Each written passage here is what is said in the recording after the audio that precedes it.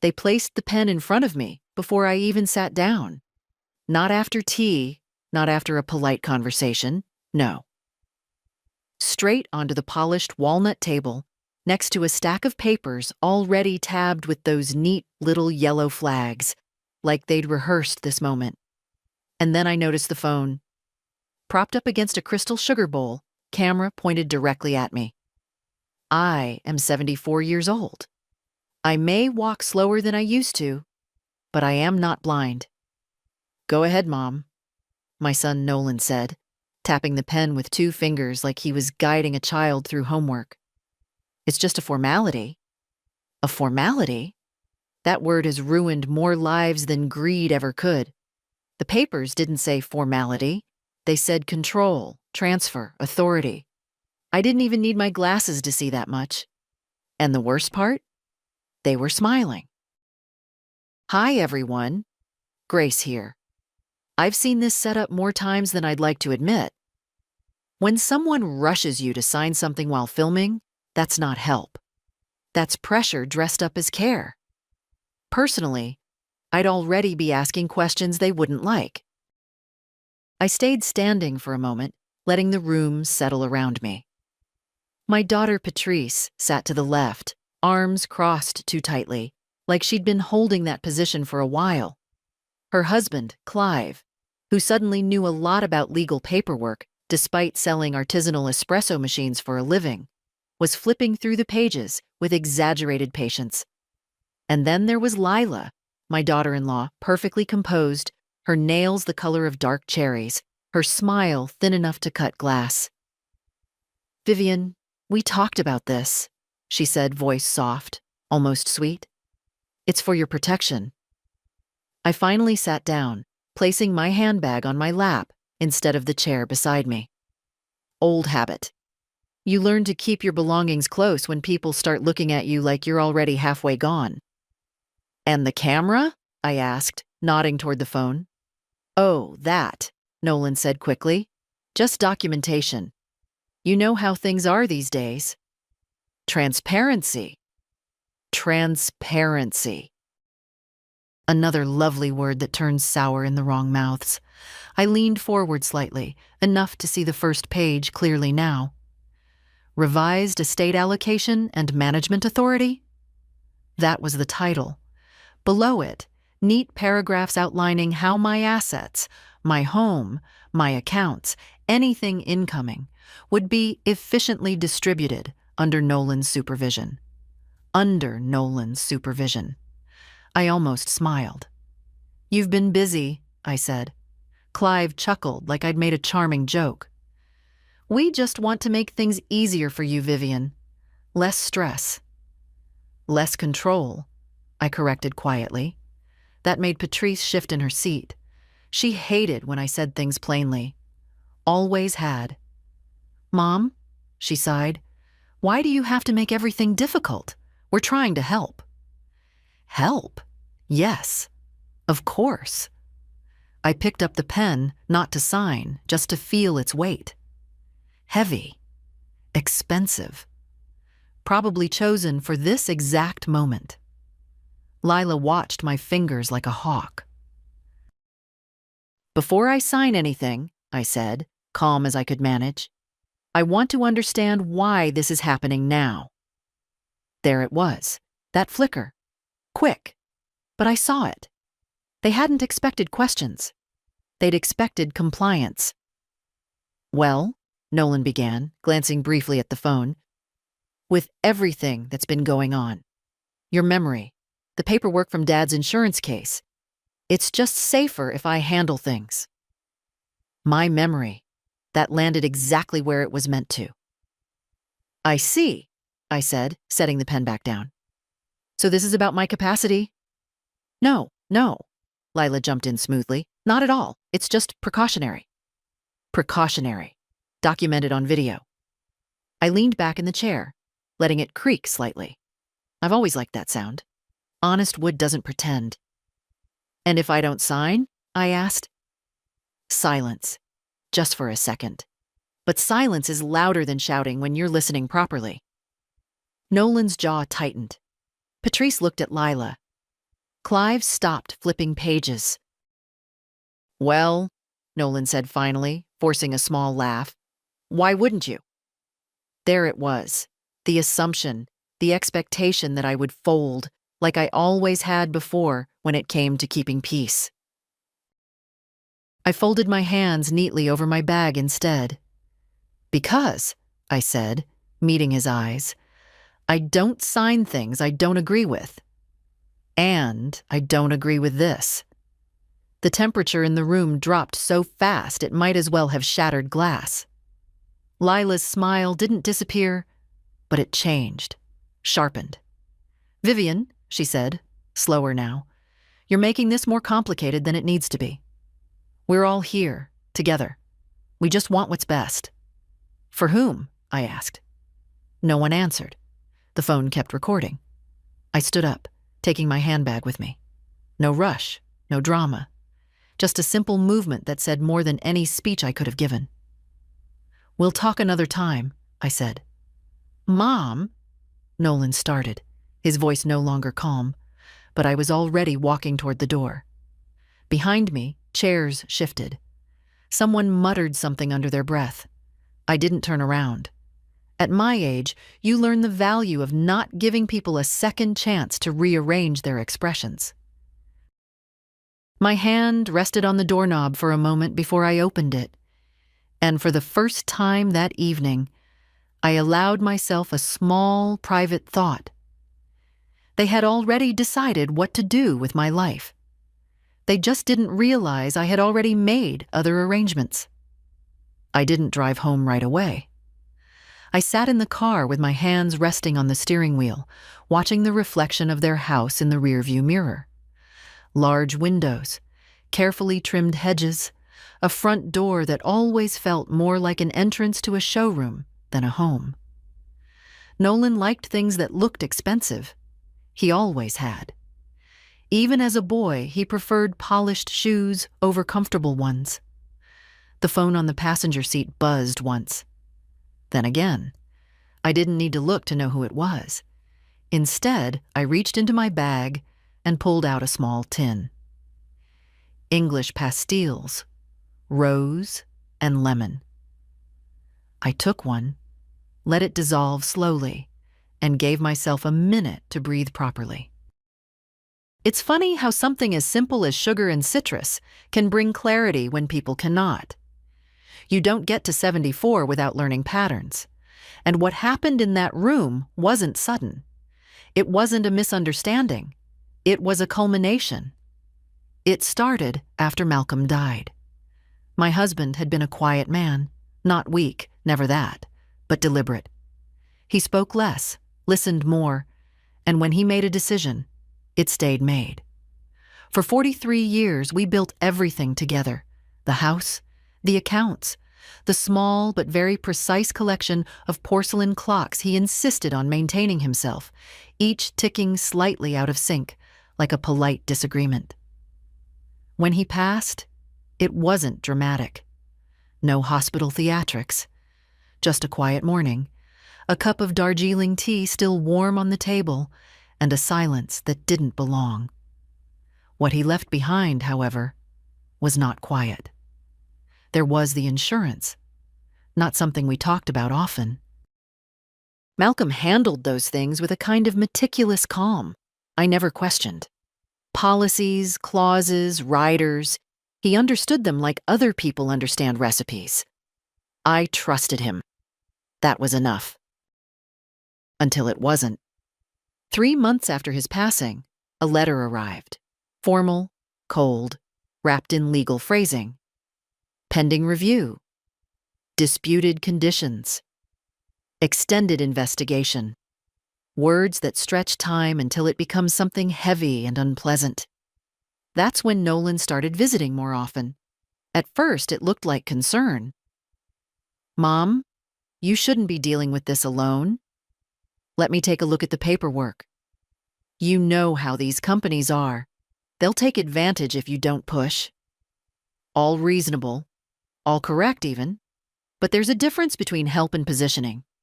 And Nolan. He positioned himself very carefully. Patrice followed, of course. She always did. Where Nolan led, she adjusted. Softer tone, more emotional approach. She brought casseroles I never asked for, rearranged things in my kitchen to make them more accessible, and started finishing my sentences when we had guests. You mean the insurance thing, Mom? It's been confusing for you, hasn't it? Confusing. That word appeared early, and then it stayed. I noticed the shift the first time Nolan asked for access to my accounts. Just temporary, he said, until this whole insurance mess clears up. Temporary is a flexible word when someone else is holding the clock. I said no. Politely, firmly, the way Malcolm would have. That was the first crack. After that, things became subtle, small comments, always small. Did you forget to pay this bill? You left the kettle on again, Mom. Are you sure you told the lawyer the right thing? Little doubts, placed like breadcrumbs. Not enough to accuse, just enough to suggest. Then came the dinners. They started inviting me more often, but it never felt like an invitation, more like an inspection disguised as hospitality. Lila would watch what I ate, how I spoke, how long it took me to answer questions. Vivian, do you remember what we talked about last week? Of course I did. But the way she asked it, smiling, head tilted slightly, it wasn't a question. It was a test. I began to answer slower on purpose. Let them underestimate you. It's one of the few advantages age gives you. The insurance case dragged on. Months turned into half a year. Lawyers wrote letters, investigators asked questions, and somewhere behind all that, numbers moved quietly in the background. I knew it wasn't small. Malcolm never did anything small when it came to security. And that's when the tone changed. Less concern, more urgency. Nolan stopped asking if I needed help. He started telling me what I needed. We should simplify things. You don't need to handle this anymore. It's too much for you. For me. Not for him. Never for him. I glanced at my phone again. 3 missed calls now. Then a message lit up the screen. Nolan, we need to finish this tonight. Don't be stubborn. I almost laughed. Stubborn.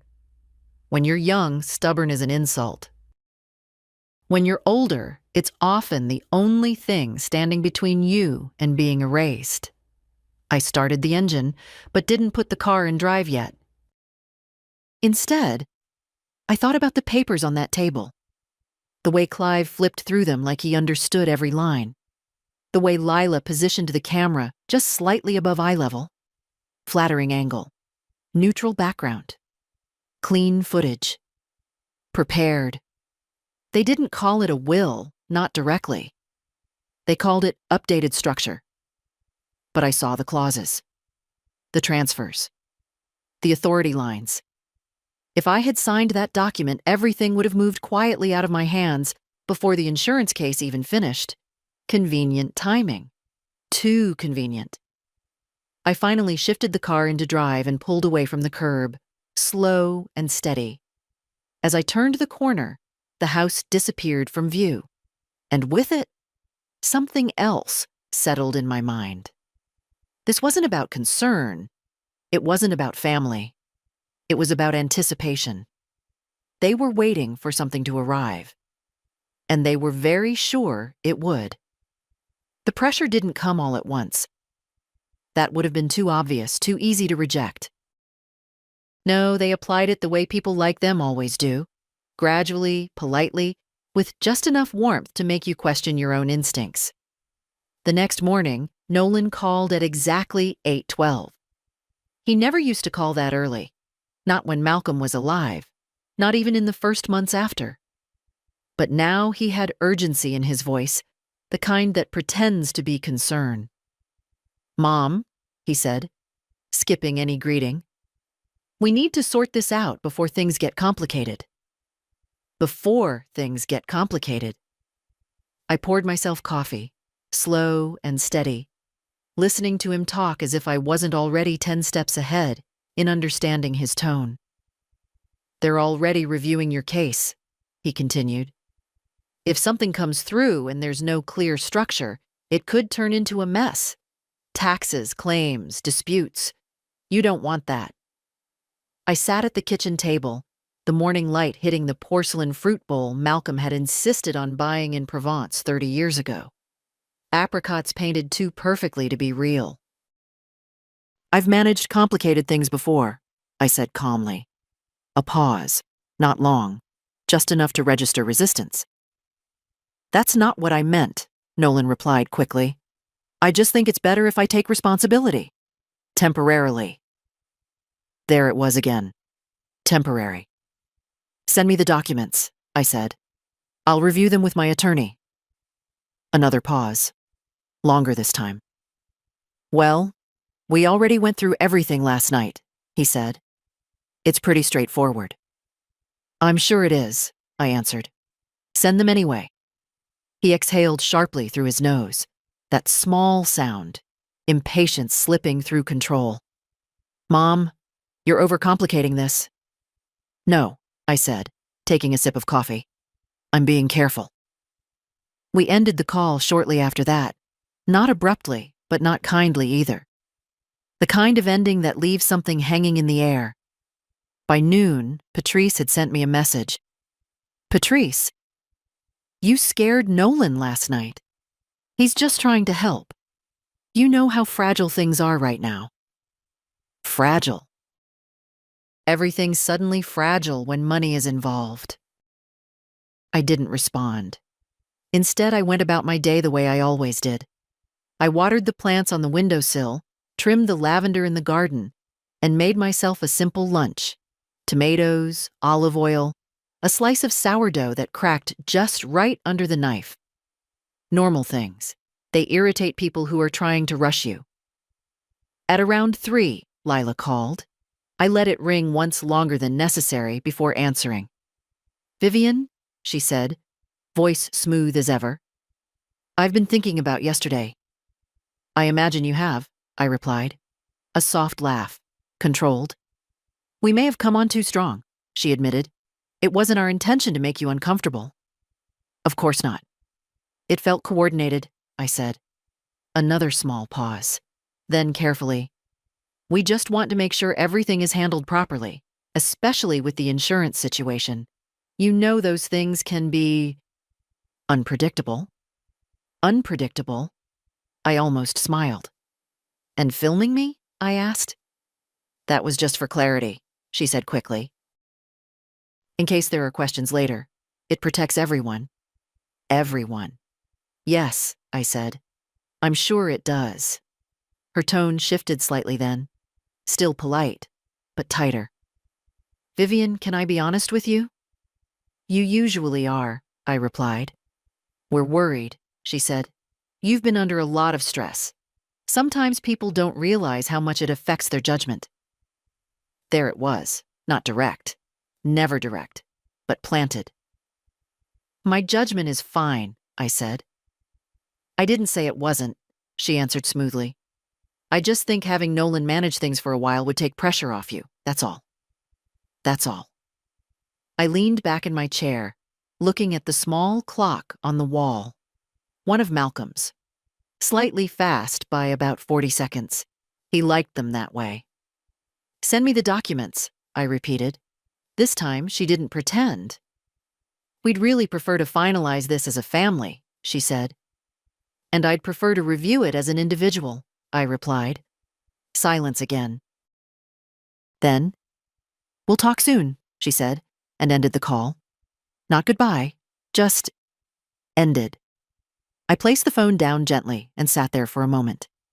3 conversations in one day. Different tones, same direction, push, frame, contain. They were building something around me, a narrative, carefully shaped, concerned children, aging mother, necessary intervention, all very reasonable from the outside, unless you were sitting inside it. I stood up and walked to the hallway mirror. Same face, same eyes. No confusion there. Still here, I said quietly to my reflection. And then, for the first time since Malcolm passed, I felt something settle into place. They weren't testing whether I could be controlled. They were testing how quickly. I didn't tell them I had already made an appointment. That would have defeated the entire point. Celeste Moran's office sat on the third floor of a narrow brick building that most people walked past without noticing. No polished glass, no oversized logo, just a small brass plaque near the door that caught the light if you looked at it from the right angle. Malcolm had chosen her years ago, and Malcolm did not choose carelessly. Inside, everything smelled faintly of paper and bergamot. Not the artificial kind, the real oil, subtle and dry. It reminded me of order, of systems that didn't depend on emotion. "Mrs. Calder?" Celeste said, as she stepped out to greet me, her voice precise, but not cold. "Right on time." "I try," I replied. We didn't waste time on pleasantries. That's one of the reasons I trust her. Her office was exactly as I remembered. Dark wood shelves, files arranged with almost surgical symmetry, and a single window that let in just enough light to see without ever feeling exposed.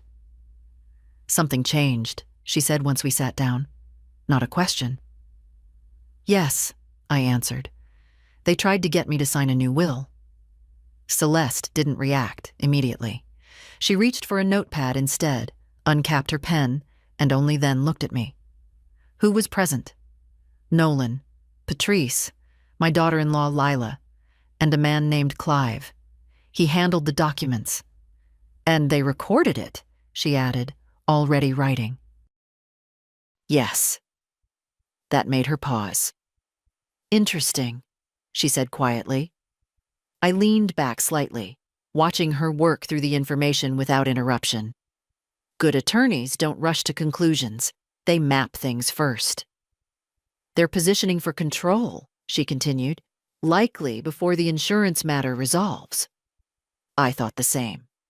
She nodded once, then closed the notepad and folded her hands. "Let's confirm something," she said. "Your current will remains unchanged. Your medical directives are intact. No powers of attorney have been granted or modified, correct?" "Correct." "And no documents were signed yesterday?" "None." A faint, almost imperceptible shift in her expression. Not relief exactly, more like confirmation. "Good," she said. She stood, crossed to one of the cabinets, and pulled out a folder I recognized immediately. Cream-colored, slightly worn at the edges. Malcolm's file. "You're closer than they think," she said, placing it gently on the desk. "To what?" I asked, though I already knew the answer. "The resolution." She opened the folder and turned it toward me. Pages I'd seen before, but now organized differently. Clean tabs, recent annotations. "The insurance company has moved from dispute to final review," she explained. "That means a decision is imminent. Days, not months." Days. I felt that settle in my chest, not as excitement, but as clarity. "They know something," I said. "Possibly," Celeste replied. "Or they're guessing. Either way, their timing suggests expectation." Expectation. "Yes," I said quietly. "That's exactly what it feels like." She studied me for a moment, then leaned back slightly. "You did the right thing by not signing," she said. "But we need to take this further." "How?" "Documentation, protection, and positioning on your side this time." That last part mattered. She reached into her drawer and placed a small object on the table between us. At first glance, it looked like a simple brooch. Silver, understated with a small, dark stone in the center. I raised an eyebrow. "Audio recorder," she said calmly. "High quality, discreet, legal in this jurisdiction as long as you're part of the conversation." I didn't touch it immediately. "You're expecting another meeting," I said. "I'm certain of it," she replied. I picked up the brooch, turning it slightly in my fingers. Heavier than it looked. Solid. They won't stop, she added. Not now. No, I agreed, they won't. Then we make sure that whatever they do next, she said, meeting my eyes directly, works in your favor. I pinned the brooch to my jacket without another word. There's a moment sometimes when things shift from uncertainty into something much sharper. Not anger, not fear, control. I also recommend we prepare additional safeguards, Celeste continued. Temporary account alerts, restricted access notifications, and a preliminary report, just in case this escalates into coercion. The word landed cleanly. Coercion. Yes, I said. Let's prepare it. We spent the next hour going through everything, line by line, account by account. Not rushed, not emotional, just precise work. By the time I stood to leave, the air felt different. Not lighter, but steadier. At the door, Celeste paused. One more thing, she said. I turned. When the call comes, she added, don't react. Let them lead. People reveal more when they think they're in control. I gave a small nod. I've noticed. Outside, the afternoon had settled into that quiet kind of brightness that doesn't ask anything from you. I walked to my car, the brooch steady against my chest, and for the first time since that table, I felt something very simple. Prepared. Because whatever they were planning next, I would be ready to hear all of it. They didn't wait long. That same evening, just after 7, Nolan called again. This time, his voice was different, less controlled, edges showing. Mom, he said, skipping everything else. We need to clear this up tonight. I'm coming by. Not can I come by. Coming by. I looked at the small clock in the hallway, 40 seconds fast, as always. I'm not available tonight, I said.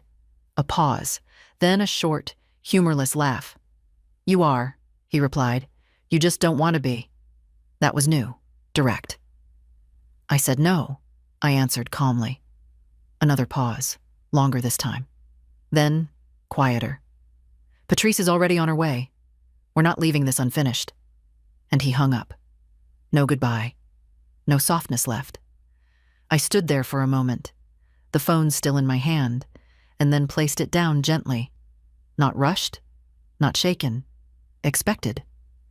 I adjusted the brooch on my jacket, making sure it sat properly. It looked ordinary. That was the point. By the time the doorbell rang, the house was exactly as I liked it. Quiet, orderly, nothing out of place. I opened the door.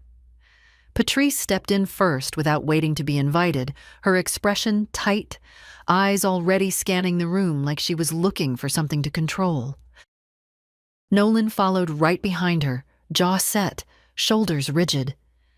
Lila came last, composed as ever, closing the door softly behind her.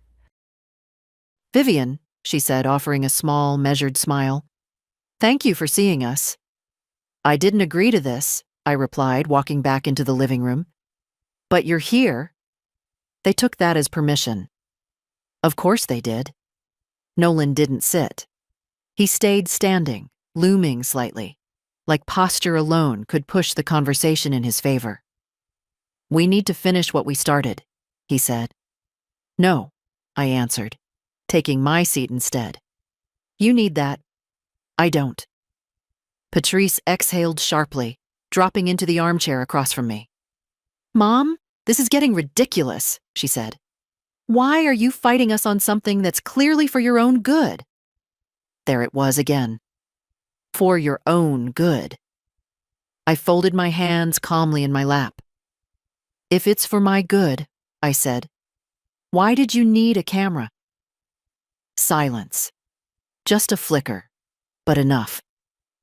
Lila stepped in smoothly, like she'd been waiting for that moment. For protection, she said. For everyone involved. You know how easily things can be misinterpreted later. Of course, I replied. Especially when they are. Nolan's patience snapped just slightly. "This isn't a debate, Mom," he said. "We're trying to prevent problems before they happen." "You mean before something arrives," I said quietly. That landed. All three of them reacted. Small, almost invisible shifts. Eyes, shoulders, breathing. Confirmation doesn't always need words. "What are you talking about?" Patrice asked too quickly. I didn't answer immediately. I let the silence stretch, just enough to make them uncomfortable. Then I leaned forward slightly. "You're in a hurry," I said. "And you weren't 6 months ago." No one spoke. Look at this moment carefully. 3 adults, pushing, rushing, controlling the pace. That's not concern. That's pressure. What would you do in Vivian's place? Me? I'd stay calm and let them talk. People always reveal too much when they think they're in control. Nolan ran a hand through his hair, pacing once across the room. "This isn't about timing," he said, but the edge in his voice betrayed him. "It's about responsibility." "Yours?" I asked. "Yes," he snapped. "Mine." "Interesting," I said softly. "Because everything in those papers transfers to you." "That's how management works." Clive's voice came from the doorway. I hadn't even noticed him enter.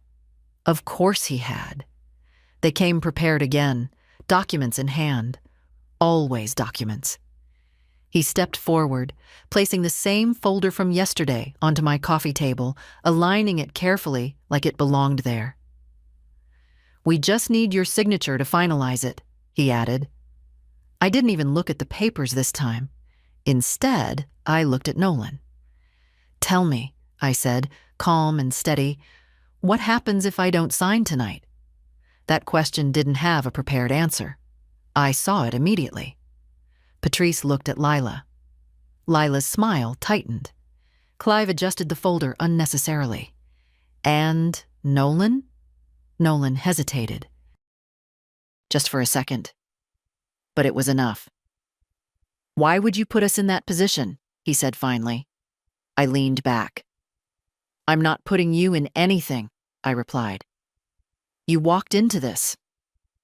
The room felt smaller now, tighter. The urgency they brought with them was starting to turn inward, pressing against them instead. "Good." "Mom," Patrice said, softer now, almost pleading, "please don't do this." I tilted my head slightly. "Don't do what?" "Make this harder than it needs to be."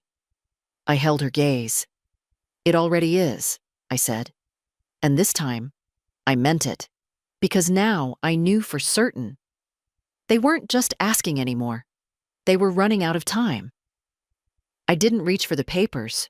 That alone unsettled them more than if I had refused outright. People like Nolan expect resistance to look loud, emotional, something they can push against, correct, overpower. Silence, on the other hand, leaves them with nothing to hold. So I let the folder sit there, untouched, as if it belonged to someone else entirely. Clive cleared his throat. "Vivian," he said, carefully measured, "it would really help if you just reviewed the first section. It's quite straightforward." "I'm sure it is," I replied.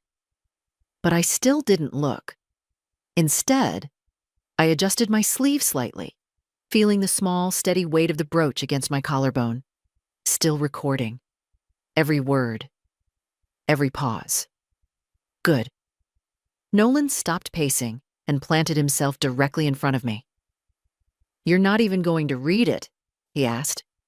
"I already have," I said. That wasn't entirely true, but it didn't need to be. I had seen enough. The structure was obvious. Transfer of authority, immediate oversight of accounts, conditional clauses that would quietly shift control the moment I was declared unable to manage. Neatly written, legally dressed, predatory. "That's not possible," Patrice said quickly. "You barely looked at it yesterday." I turned my head slightly toward her. I didn't need to, I replied. Some things are clear at a glance. Lila's expression changed again. Less charm now, more calculation. What exactly do you think it says? She asked. Ah, there it was. Not what does it say. What do you think it says? They wanted to measure how much I understood. I let a small pause stretch between us, just long enough to make the question feel heavier. Enough, I said. Clive stepped in again, a little faster this time. Vivian, with respect, legal documents can be misunderstood without proper guidance. That's why we're here, to walk you through it. Walk me through it. I almost smiled. And the clause about management authority? I asked calmly. The one that transfers operational control to Nolan immediately upon execution? That hit. Clive's lips pressed together, just for a fraction of a second, but it was there. And the section regarding future disbursements? I continued. Any incoming funds being redirected through that same structure? Silence again. He hadn't expected specifics. Nolan turned toward him sharply. You said it was standard, he muttered. It is standard, Clive replied quickly, for situations like this. Like this. I leaned back slightly. And what situation is that? I asked. No one answered immediately, because saying it out loud would make it real. Lila stepped forward instead. A situation where things need to be stabilized, she said carefully. Stabilized, I repeated. Yes, she said, before complications arise. I nodded slowly, as if considering it. And those complications would be... This time, Nolan answered. The insurance payout, he said too quickly. There it was, not implied, not suggested. Said. Out loud. The room shifted the moment the words left his mouth. Patrice looked at him. Lila's eyes flicked toward the phone instinctively, then back to me. Clive adjusted his stance again, suddenly less certain. Too late. I didn't react immediately. That's important. If you react too fast, people retreat. If you stay still, they keep talking. You seem very confident it's coming, I said quietly. Nolan hesitated. It's likely, he said. Likely. Yes, I replied. I imagine you've been following the case closely. We're your family, Patrice said defensively. Of course we're involved. Involved. Interesting word. I let my gaze move slowly between them, one by one. Nolan, tense, irritated, already losing control of the pace. Patrice, uneasy, trying to keep things from tipping too far. Lila, watching everything, recalculating. Clive, silent now, waiting for direction. You're not involved, I said finally. You're waiting. That landed harder than anything else so far. No, Nolan snapped. We're trying to protect what's yours. From whom? I asked. He opened his mouth, closed it, didn't answer. Because the answer didn't exist. Or rather, it did. And it wasn't flattering. I leaned forward slightly, just enough to shift the balance of the conversation. And tell me something else, I said. If this is all precautionary, why tonight? That question stayed in the air longer than the others, because it cut through everything else. Timing, pressure, urgency. All of it pointed to one thing. They needed this done before something happened, and they knew it was close. No reason, Lila said finally. Too smooth, too fast. We just wanted to resolve it as a family. Of course, as a family. I nodded once, then glanced, briefly, deliberately, at the folder on the table. Still untouched. I'm not signing anything tonight, I said. Nolan stepped forward immediately. That's not reasonable. It's not negotiable, I replied. The difference matters. His jaw tightened again. You're making a mistake, he said. I met his eyes. No, I answered. I'm preventing one. The silence that followed wasn't uncertain anymore. It was heavy, because now they understood something they hadn't before. I wasn't confused, I wasn't hesitant, and I wasn't alone in this, even if they couldn't see who was standing behind me yet. I stood up slowly, smoothing my sleeve. The brooch stayed perfectly in place, recording everything. "Take your papers," I said calmly. No one moved. Not at first, because they were still trying to decide whether to push harder or pull back. And in that hesitation, I saw it clearly. They hadn't planned for resistance, but now they were deep enough into this that walking away wasn't simple anymore. They didn't take the papers. Not immediately. That told me more than anything they had said so far. If this had been a simple suggestion, a precaution, something for my benefit, they would have shrugged, gathered their documents, and tried again another day. Maybe softer, maybe with more patience. But they didn't move. Nolan stood there, staring at me like he was trying to force the moment back into place. "Mom," he said, slower now, voice tight, "you're not understanding the position this puts us in. Us. Always us." I tilted my head slightly.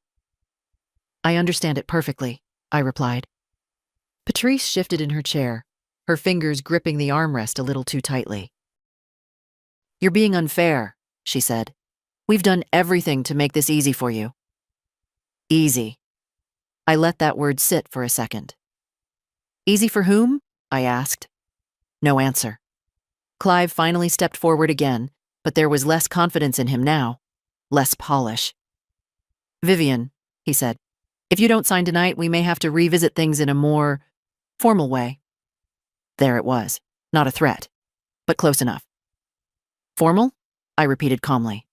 "Yes," he said, "just to ensure everything is handled properly." Handled, that word again. I looked at him directly. "And what exactly would that involve?" I asked. He hesitated, just slightly. "Evaluation," he said. "Documentation.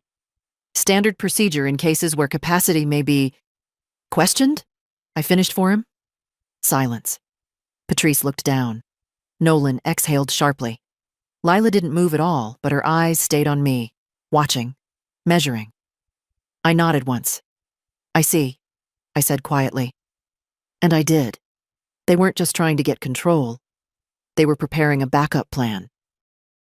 If I didn't cooperate, they would build a case. Slowly, carefully, confusion, forgetfulness, instability. It all made sense now. I stood there for a moment, letting that realization settle without showing it. And then, someone made a mistake. It wasn't Nolan. It wasn't Lila. It was Everett. My grandson had been sitting quietly near the window the entire time, half in shadow, half pretending to scroll through his phone like none of this concerned him. But pressure does strange things to people, especially young ones. "This is taking too long," he muttered, not even looking up. "We should have just done it before the payout hits." Silence. Complete. Absolute. The kind that makes even breathing feel loud. Everett froze the second he realized what he'd said. Too late. Nolan turned toward him so sharply it almost looked like a reflex. "Everett," he snapped. But the damage was done. I didn't move, didn't react, didn't even look surprised. I simply shifted my gaze from Nolan to Everett. Slowly, carefully. "Before what arrives?" I asked. No one answered, because now they couldn't. Now it was out. Not implied, not suspected, confirmed. Everett swallowed, suddenly very interested in the floor. "I didn't mean," he started. "Stop talking," Lila said quietly. That was the first time her tone had dropped completely. No softness left, no performance, just control. I let a few seconds pass. Not to create tension, but to let them sit in it. Then I spoke. "So you already made plans," I said. Not a question, a statement. Nolan stepped forward again, faster now, urgency slipping through every movement. "That's not what this is," he said. "You're twisting things." "No," I replied calmly. "I'm finally hearing them." His jaw clenched. "You're overreacting." I almost smiled. That word again. Overreacting. Such a convenient way to dismiss clarity. "I don't think I am," I said. And for the first time since they walked into my house. Nolan didn't have a response ready. Patrice looked pale now. Not angry, not defensive, just uneasy.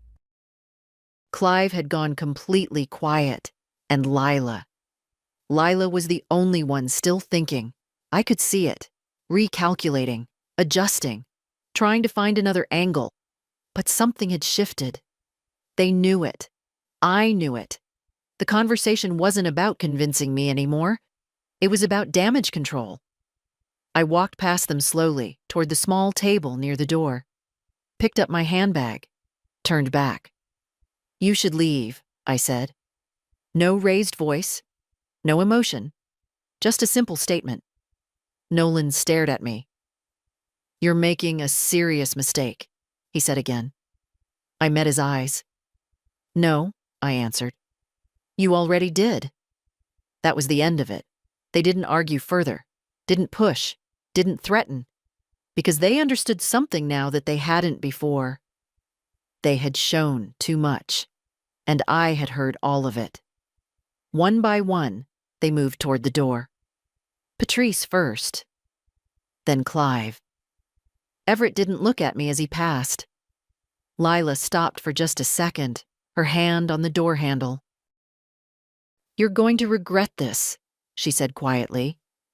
I held her gaze. "No," I replied. "I'm going to remember it." She opened the door and stepped out. Nolan lingered last. Of course he did. He always needed the final word. But this time, he didn't have one. The door closed behind them with a soft, controlled click. Silence returned to the house. Real silence. Not the kind filled with expectation. I stood there for a moment, then reached up and touched the brooch lightly. Still recording. Every word, every slip, every truth they hadn't meant to say. And now, it was no longer just my word against theirs. I didn't lock the door right away. I stood there for a few seconds after it closed, listening to their footsteps fade down the walkway, then the muted sound of a car door, another, an engine starting.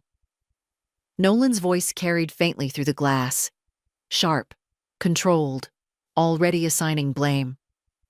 Good. Let them turn on each other. I reached up and unpinned the brooch carefully, holding it in my palm for a moment before placing it on the hallway table. Small. Unremarkable. If you didn't know what it was, you'd never look twice. But now it held everything, every word, every pause, every mistake. I walked into the living room slowly, not rushing to sit, not rushing to think. That's another thing people misunderstand about moments like this. They assume you react immediately.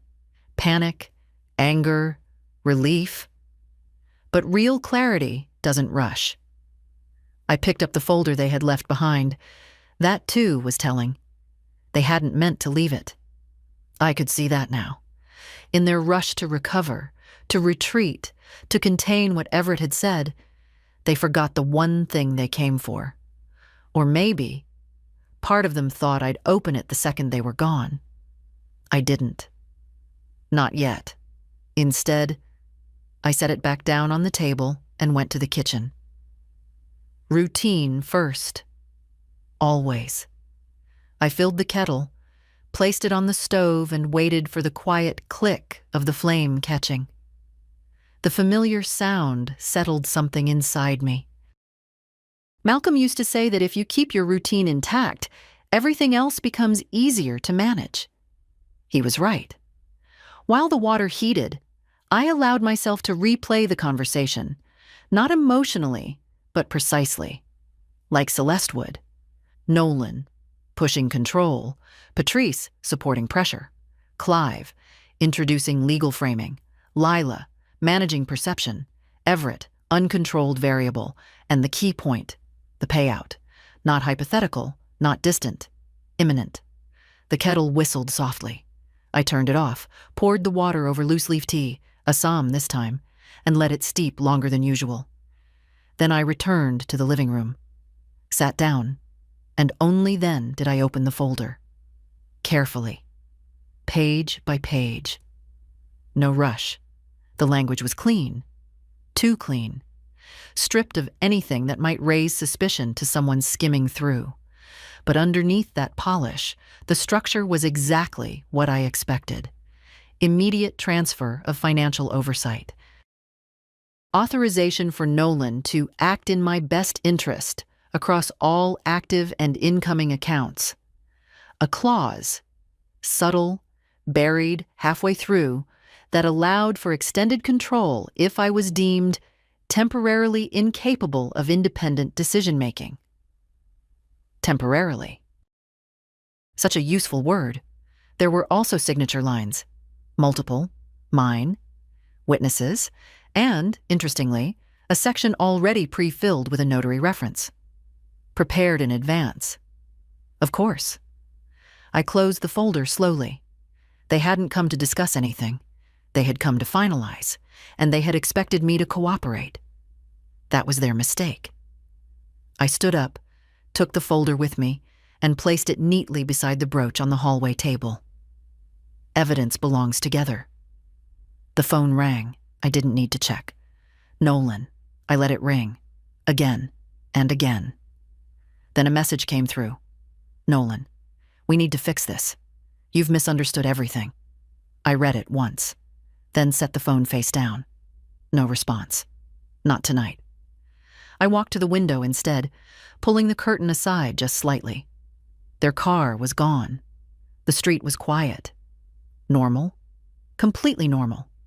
That's the unsettling part, really. How something can shift so completely, and the world outside doesn't change at all. I let the curtain fall back into place and turned toward the hallway. The brooch, the folder, the silence. All of it felt aligned. For the first time, there were no missing pieces, no doubt, no uncertainty about what they were trying to do. And more importantly, no uncertainty about what I would do next. I picked up the brooch again, holding it a little longer this time. Then I smiled, just slightly. Because now, finally, they had given me something far more valuable than their version of protection. They had given me proof.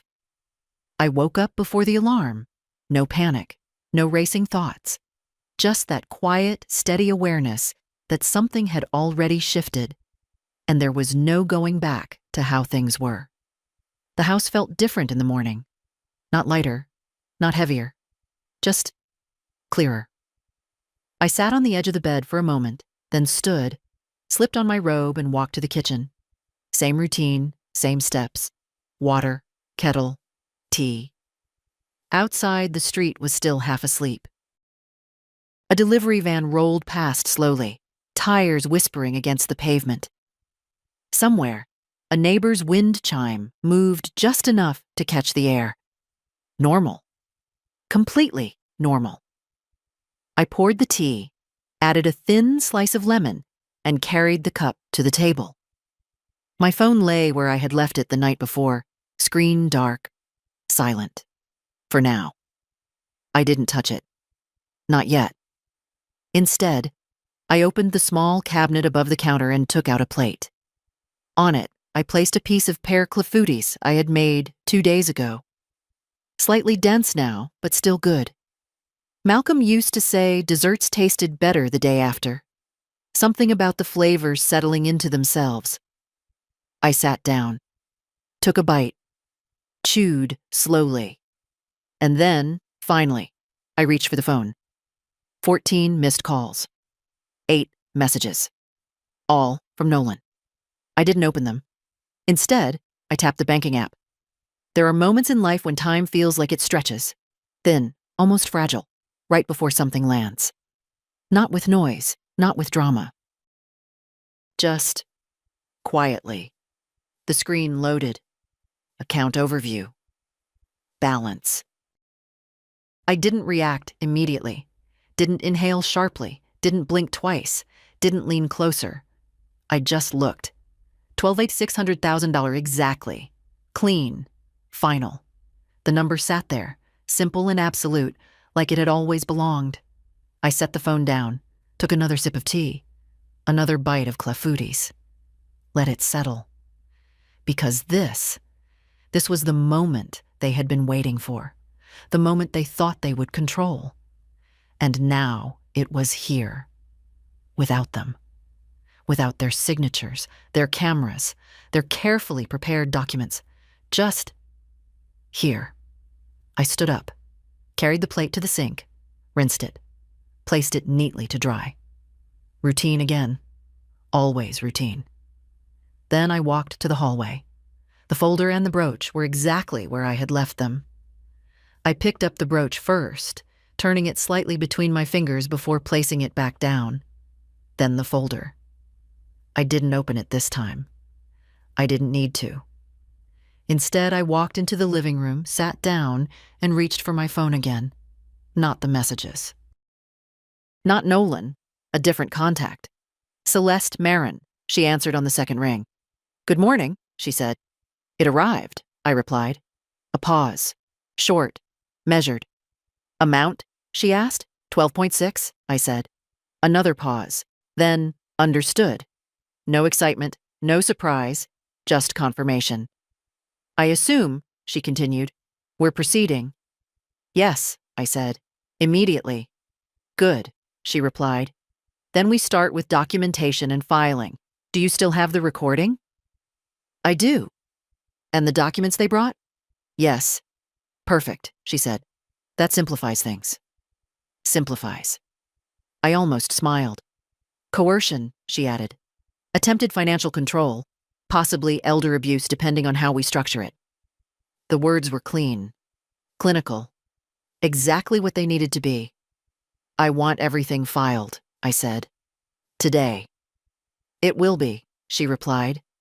"I'll prepare the report and notify the appropriate channels. You may receive contact from an investigator within the next 24 hours. "Good. And Vivian," she added, just before ending the call, "don't engage with them." "I wasn't planning to." "I know," she said, "but now it matters even more." The line went quiet. I set the phone down, and right on cue, it rang again. Nolan, of course. I watched the screen light up, vibrate, stop, then again and again, persistent, urgent, different from yesterday, because now he knew, or at least suspected. The message came through seconds later. "Nolan, call me. This is important." Another one. "Nolan, we need to talk about the insurance." There it was. No more pretending, no more precaution, just direct. I picked up the phone. Not to answer, just to look at his name for a moment. Then I turned the sound off, placed it face down, and leaned back in the chair. Because for the first time since all of this began, the pressure wasn't on me anymore. It had shifted. Completely. And somewhere, very soon, they were going to realize exactly what they had done. I didn't leave the house that morning, not because I was afraid of running into them, but because I had no reason to move. Everything that mattered was already in motion, and for once, it didn't depend on me reacting quickly. It depended on me staying exactly where I was, calm, precise, and patient. That alone felt unfamiliar in the best possible way. By mid-morning, Celeste had already sent over the first draft of the report. Clean, structured, unemotional. It outlined the meeting, the pressure, the recording, the attempt to secure control over my assets before the insurance payout was finalized. No exaggeration, no dramatics, just facts placed in the right order, so anyone reading it would see the pattern clearly. I reviewed it once, made 2 small corrections, dates, timing, and sent it back with a single note. Proceed. The next call came not from Nolan, but from a number I didn't recognize. I let it ring once longer than necessary before answering. Mrs. Calder? A male voice asked. Professional? Measured. Yes. My name is Daniel Hargreaves. I've been assigned to review a report filed this morning regarding potential financial coercion. I'd like to confirm a few details with you, if now is a good time.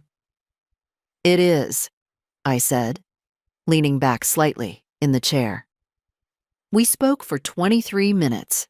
Not 20, not 25. 23. He asked specific questions. Who was present? What was said? Whether I felt pressured?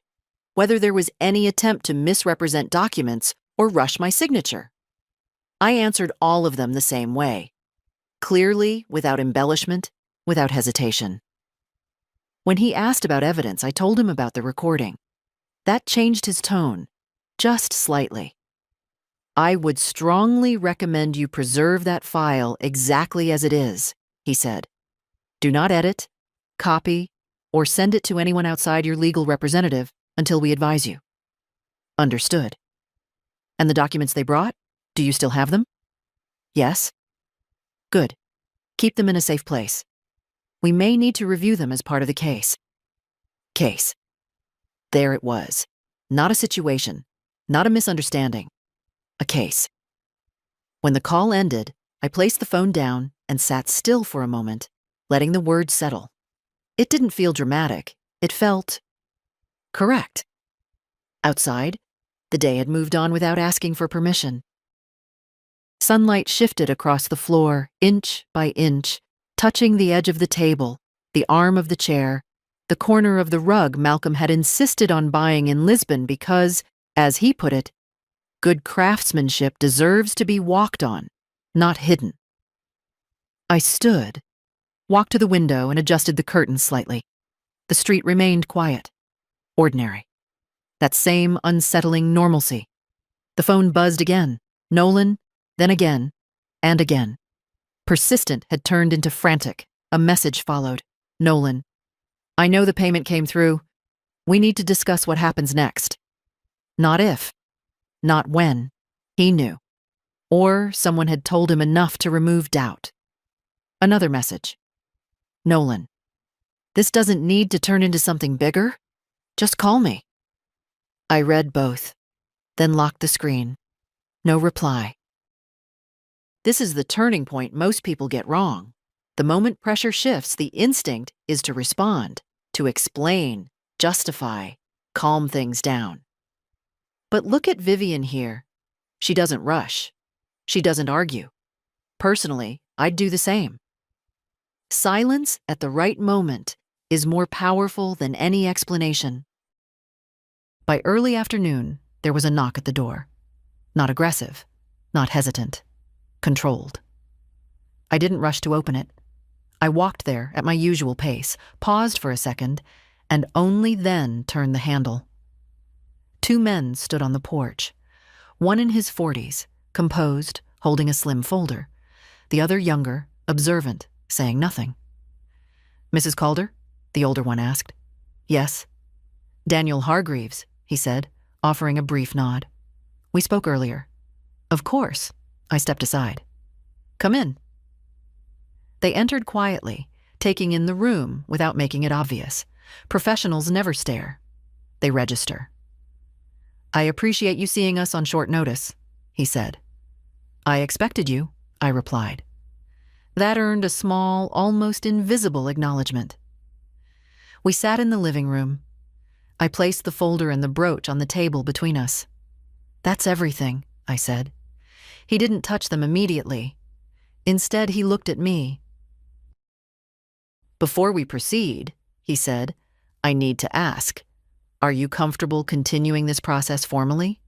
Once we move forward, it may involve interviews with your family. Yes, I answered without hesitation. No pause, no reconsideration, just yes. He nodded once, then opened his folder, preparing to document everything properly. And somewhere, not far from here, my family was still trying to call me, still thinking this was a conversation they could control. They hadn't realized yet. This was no longer a family matter. It had already become something else. Something structured. Something recorded. Something that doesn't disappear just because you wish it had never happened. And for the first time, I wasn't waiting for what they would do next. They were going to have to respond to what I already had. They came in the afternoon, not all at once this time. No coordinated entrance, no careful staging. Just Nolan. Alone. I saw his car pull up through the window before he even reached the door. Fast. Too fast for someone who was still pretending to be calm. He didn't sit inside for a moment like people usually do when they're trying to compose themselves. He got out immediately and walked straight to the house. That told me everything I needed to know. The knock wasn't polite. It wasn't violent either. But it carried urgency. The kind that expects to be answered. I didn't open right away. Instead, I walked to the hallway table, glanced at the folder and the brooch. Still exactly where they needed to be, and only then moved to the door. Not rushed. Never rushed. Before opening, I checked the small screen beside the frame. Yes, just Nolan. I didn't unlock the door. Instead, I pressed the intercom. "What is it?" I asked. A pause. He hadn't expected that. "Mom, open the door," he said, trying to keep his voice level. "We need to talk." "We've talked," I replied. "This isn't the same," he snapped, then caught himself, lowered his tone. "Please. Just open the door." I leaned slightly against the wall, comfortable. "No." Silence. Then a sharp exhale. "Are you serious right now?" he said. "You're not even going to let me in?" "No," I repeated. Another pause. Longer this time. I could almost hear him recalculating, trying to decide which version of himself would work best. Angry, reasonable, concerned. He chose controlled. "Okay," he said. "Fine. Then we talk like this." I didn't answer. He stepped closer to the door. I could hear it in the shift of his voice. "I know the money came in," he said. 12.6. "I know." "Of course he did." "You shouldn't," I replied calmly. That threw him. "What?" he said. "You shouldn't know that," I repeated. Silence again. Not confusion this time, something sharper. Suspicion. "Mom," he said slowly, "this isn't funny. We need to figure out what happens next." There it was again. What happens next? As if it still involved him. "No," I said. "You don't." His voice tightened. "You can't shut me out of this," he said. "I'm your son." "Yes," I replied. "You are." "And that means something," he pushed. "It used to," I said. That landed harder than I expected. Even through the door, I could feel the shift. He stepped back. I heard it, the faint movement of his shoes against the porch. "You're overreacting," he said again, but the word didn't carry the same weight anymore. It sounded thinner now, less certain. "No," I answered. "I'm responding." "To what?" he snapped. "To one conversation? One misunderstanding?" I let a small pause stretch before answering. "To a pattern," I said. Silence. Then, "You're making this worse than it is," he said, but now there was something underneath it. Not control, not authority. Pressure. Real pressure. "I don't think so," I replied. Another step. Closer again. "Then explain it to me," he said, "because from where I'm standing, you just cut your own family out overnight." I almost smiled. "No," I said quietly. "You did that yesterday." That was the moment it broke. Not loudly, not dramatically, but I heard it. In the way his breathing changed, in the way he didn't answer immediately. in the way the next words came out. Not controlled, not measured. "You're going to regret this," he said. There it was again. The same line Lila used. Recycled. Predictable. "Possibly," I said, "but not for the reasons you think." He didn't respond, because now, finally, he was starting to understand something. This wasn't a disagreement. This wasn't something he could argue his way through. And more importantly, this wasn't happening inside the family anymore. "You talked to someone," he said suddenly. "Didn't you?" I didn't answer. That was answer enough. "Who?" he pressed. "A lawyer?" Silence. "Mom, you're blowing this out of proportion," he said quickly. "We were trying to help you. That's all this was." No, that's what it had been dressed as. "You should leave," I said. "I'm not leaving until we fix this." "It's already being handled," I replied. That stopped him. Completely. "What does that mean?" he asked. I didn't answer immediately. I let the words settle first. Let him sit with them. Then, "It means," I said calmly, "this is no longer a conversation between us." Silence. Real silence this time. The kind that doesn't know where to go next. And then, a car slowed down on the street behind him. Another one. Doors opened. Not loudly, not dramatically, just enough. Nolan didn't turn right away, but I knew he had heard it. And in that moment, before anything was said, everything shifted. Nolan turned, slowly at first, like he wasn't entirely sure what he was about to see, then faster, sharper, as the sound behind him became unmistakable. Two cars had stopped just short of the house. Doors opened with quiet precision. No sirens, no noise, just presence. From where I stood inside, I could see them clearly through the narrow strip of glass beside the door. Daniel Hargreaves stepped out first, composed, exactly as he had been that morning. Same measured posture, same controlled pace.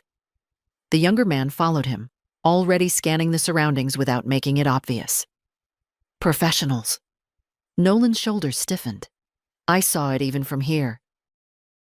That slight shift when someone realizes the situation they thought they understood has moved beyond them. "What is this?" he said, not to me, but into the space around him. No answer.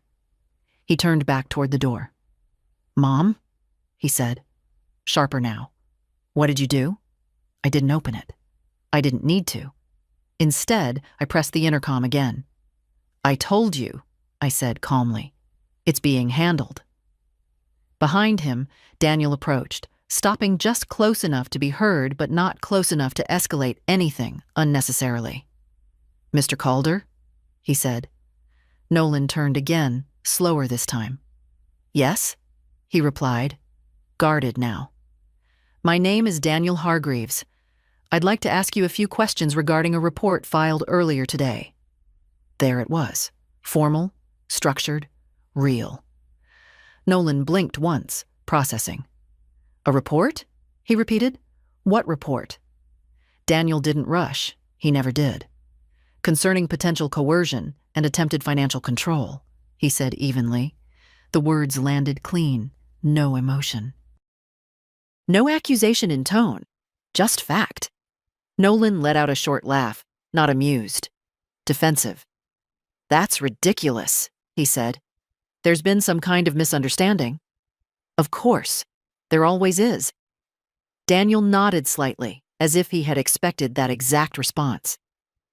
"That's precisely what we're here to clarify," he said. "If you have a moment." Nolan hesitated. And in that hesitation, everything became visible. The calculation, the shift, the realization that this wasn't something he could dismiss with a few controlled sentences and a steady tone. "This is a private family matter," he said finally. "No," Daniel replied. "It's not." Silence. Heavy. Immediate. I watched Nolan closely now. Not as his mother. Not as someone involved. as someone observing. He looked at the second man briefly, then back at Daniel. His posture changed again.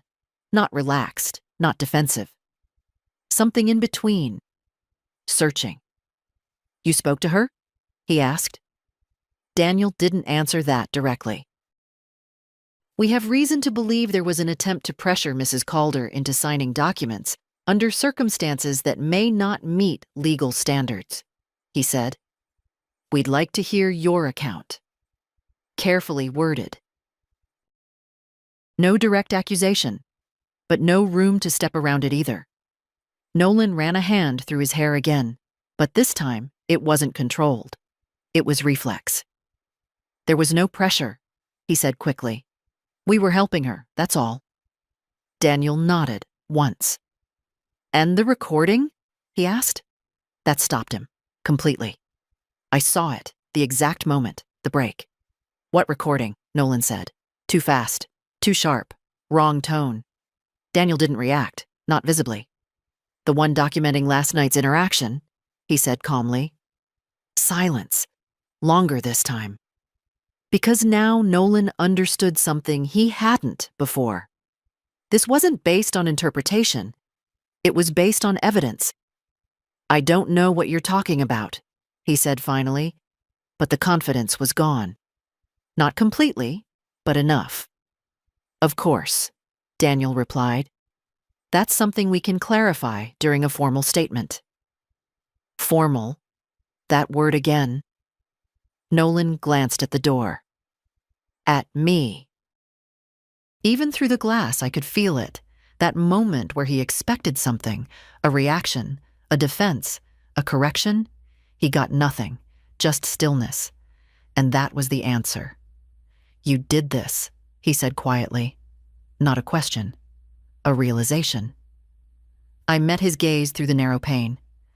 "Yes," I replied. No hesitation, no apology.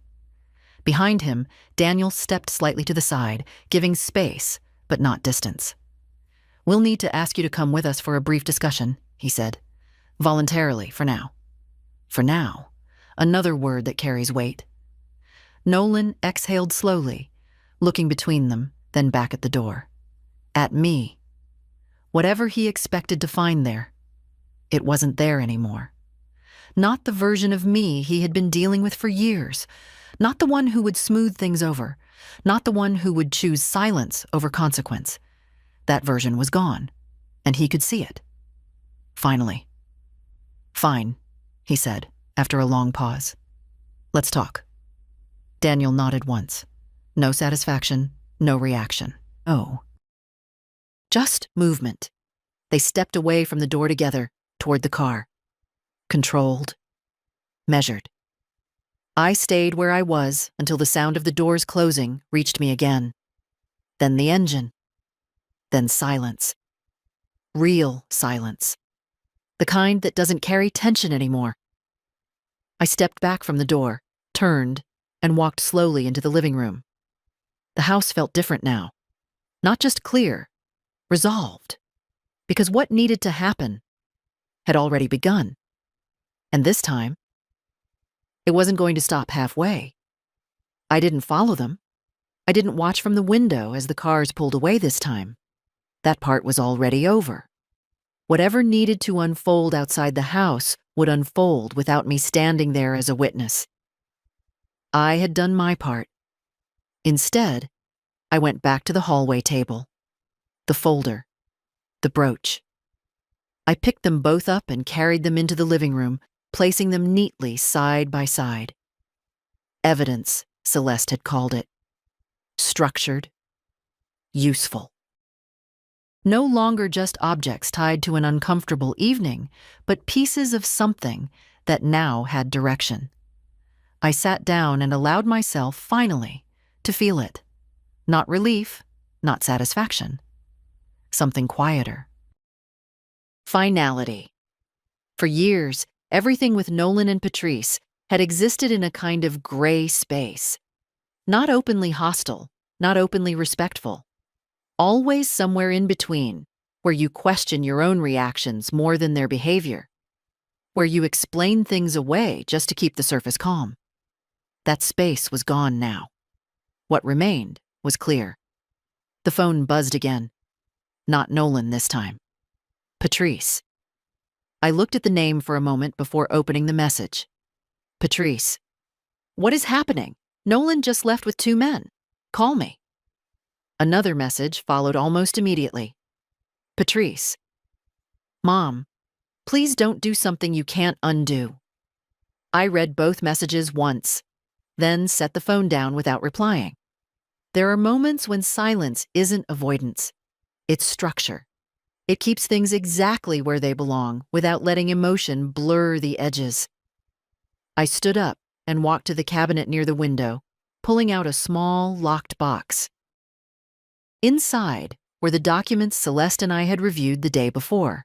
My actual will, my directives, everything clean, signed, and protected. I placed the new folder beside them for a moment, then paused. No, not together. That mattered. I moved the folder back to the table. Evidence stays separate from intention. I closed the box and returned it to its place. By early evening, Celeste called. It's moving quickly, she said. I expected that, I replied. There will likely be follow-up, she continued. Interviews, possibly formal statements from multiple sides. They may try to reframe what happened. Of course they will. They'll say it was concern, she added. Miscommunication, family disagreement. I allowed a small pause. It wasn't, I said. No, she agreed. It wasn't. Silence for a second. Then, you handled it correctly, she said. Especially not engaging after the fact. That matters more than most people realize. I wasn't planning to start now, I replied. I know, she said. When the call ended, I placed the phone down and leaned back in the chair. Outside, the light had started to fade, not abruptly, just gradually softening everything it touched. I got up, went to the kitchen, and began preparing dinner. Nothing elaborate. A small piece of fish, a bit of fennel, olive oil, salt. Simple, clean, exactly what I felt like eating. No consideration for anyone else's preferences. No second guessing. That, more than anything, felt new. Halfway through, the phone rang again. I checked the screen. Unknown number. I answered. Mrs. Calder? A familiar voice asked. Yes. Daniel Hargreaves. I wanted to inform you that we've completed the initial discussion. And? I asked. A brief pause. There are inconsistencies in his account, he said, which is expected. Expected. Yes, I replied. We'll be proceeding with a formal review, he continued. You may be asked to provide the recording and documents officially within the next phase. That won't be a problem. I didn't think it would, he said. Another small pause. Also, he added, you should be aware. They may attempt to contact you again, possibly with a different approach. I understand. If that happens, he said, do not engage beyond what your attorney advises. I won't.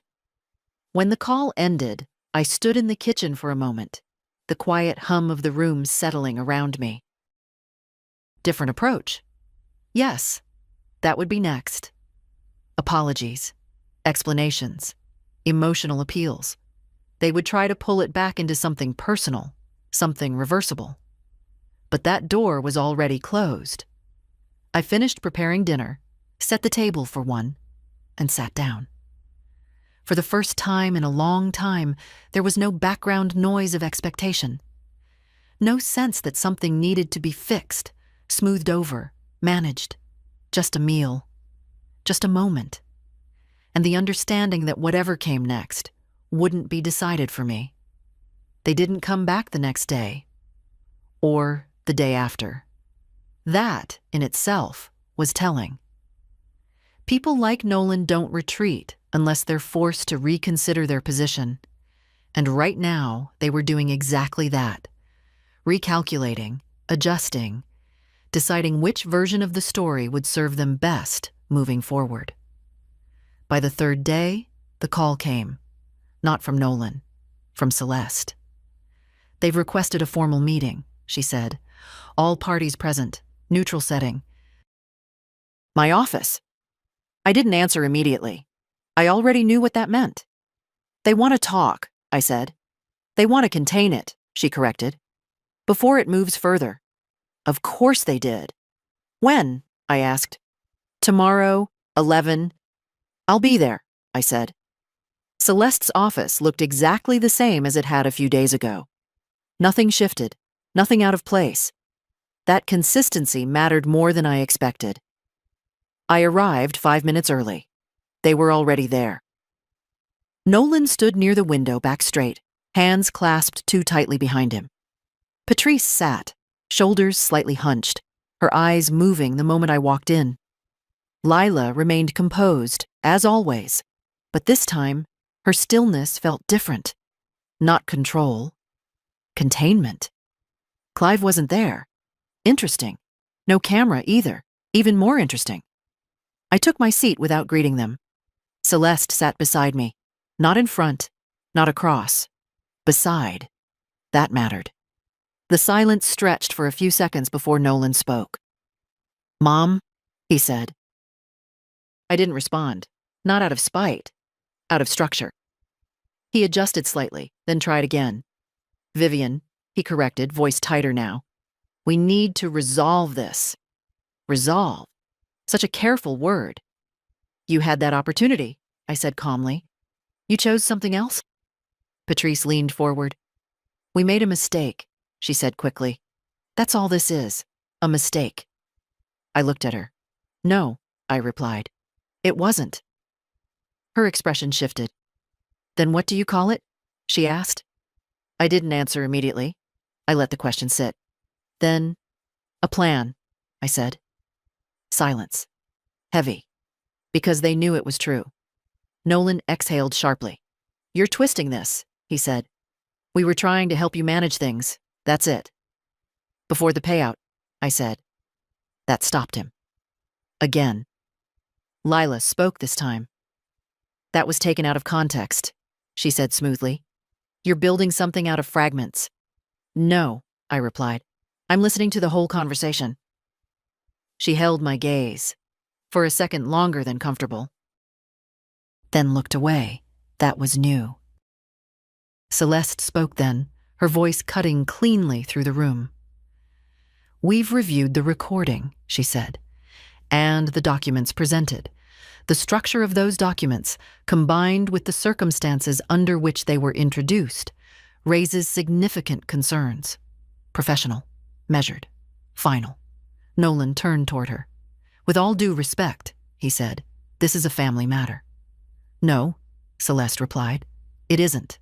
Same words, same tone, different setting. And now, they carried weight. Patrice's voice softened. "Mom," she said, quieter now, "please, this doesn't have to go further. We can fix this. We can go back." "Back." I almost smiled. "There is no back," I said. Silence again. Because that was the part they didn't want to accept, that this wasn't something they could rewind. Lila straightened slightly. "What exactly do you want?" she asked. "Direct." Finally. I looked at her, then at Nolan, then at Patrice, and answered. "Distance," I said. The word landed harder than anything else I could have chosen. "Distance?" Nolan repeated. "Yes." "You're cutting us off?" Patrice asked, disbelief creeping in. "I'm removing access," I corrected. That mattered. Access, not emotion, not history, control. Nolan shook his head. "This is insane," he said. "You're destroying your own family over a misunderstanding." "No," I said calmly. "You did that when you tried to take control of my life." That ended it. Not the meeting, not the situation, but the illusion. No one spoke for several seconds, because there was nothing left to adjust, nothing left to soften, just truth. Celeste closed the folder in front of her. "We'll proceed accordingly," she said. "Simple, final, structured." And that was it. The meeting didn't explode. It didn't collapse. It ended. Quietly. Decisively. I stood up. No rush. No hesitation. And walked out. Not because I was avoiding what came next, but because I had already decided what my life would look like without them trying to rewrite it. The house was quiet when I got back. Not the heavy kind of silence that presses against you. Not the kind that follows arguments or unfinished conversations. This was different. Clean. Undisturbed. Like a room that had finally been cleared of things that didn't belong. I set my keys down in the usual place, took off my coat, and walked into the living room without turning on the lights. The late afternoon had softened everything. The edges of the furniture, the shadows along the walls, the small details Malcolm used to notice and comment on. Light changes the truth of a room, he once told me. He was right. I sat down slowly, letting the stillness settle around me. No phone calls. No messages. Not anymore. They had said what they needed to say. I had done the same. And that was enough. For a moment, I allowed myself to look back. Not emotionally, not with regret, but with clarity. Nolan standing in my doorway, demanding answers. Patrice asking me to go back to something that no longer existed. Lila trying to reshape the narrative into something manageable. All of it made sense now. Not because it was justified, but because it was visible. That's the difference. When something is hidden, you question yourself. When it's visible, you decide. I stood up and walked to the cabinet, taking out the final set of documents Celeste had prepared. The updated structure. Clean. Precise. Protected. Everything placed exactly where it needed to be, without anyone standing over me, without anyone rushing the moment. I signed them without hesitation. Not because I was angry, but because I was certain. Later that evening, I made a call. Not to Nolan, not to Patrice. To a foundation Celeste had mentioned briefly, a legal aid program focused on protecting older individuals from financial manipulation. Quiet work. Necessary work. I arranged a contribution. In Malcolm's name, it felt appropriate, not dramatic, not symbolic, just right. The rest of the night passed simply. A light dinner, a cup of tea. The small routines that had always been mine but had somehow become secondary over the years. Now they felt restored. Not new, just returned. Before going to bed, I checked my phone one last time. No missed calls. No messages. For the first time in a very long time, nothing waiting. I turned the screen off and placed it face down. Then I paused for a moment. Because there is always a question at the end of something like this. Not what happened. Not who was right. But what you would do if you had to stand in that same place. I turned off the light, and for the first time in years, I slept without thinking about what anyone expected from me the next day, because there was nothing left to prove, and nothing left to protect, except my own peace. All right, let's be honest here. Family or not, pressure like that doesn't come from care. It comes from control. If I were in Vivian's place, I would have done exactly this. Step back, protect myself, and let actions have consequences. Respect isn't something you negotiate. It's something people either give or they lose access to you.